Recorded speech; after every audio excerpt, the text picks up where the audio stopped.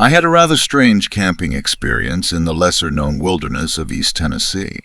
The campsite in question was a bit off the grid, not very well marked, and it was located near a creek. This secluded spot offered limited campsites, with one on the right side and a string of around 4 campsites on the left, following the course of the creek. The road was situated on higher ground, and one had to make their way down a hill on either side to access the campsites.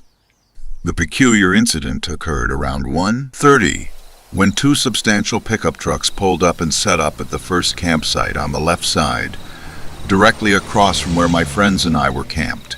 We couldn't help but find it bizarre that these individuals had arrived so late at night. After unloading their gear, they proceeded to build a substantial fire, which lit up their entire area.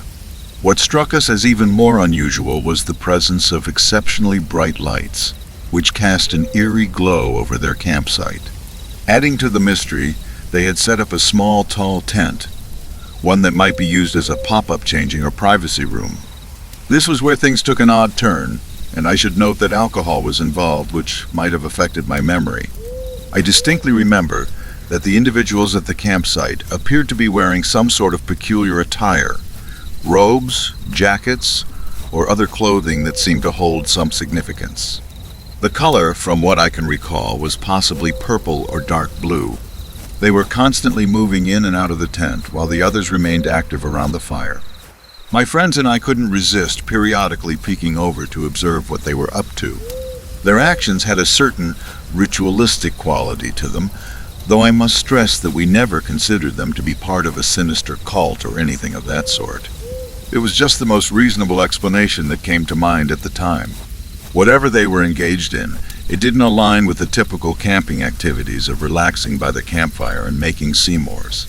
It was clear that they were involved in something, and they remained there throughout the night. We knew they must have been aware of our presence since our cars were parked nearby, so secrecy didn't seem to be a concern for them. They eventually left early in the morning, and while I didn't notice anything particularly alarming as they departed, I do recall seeing several trash bags in the back of their trucks. The only conventional explanation that comes to mind is that they may have been involved in some sort of volunteer trash cleanup, team-building exercise, or perhaps a biological study. Has anyone else ever encountered a situation like this, or have any ideas about what this mysterious camping experience might have entailed?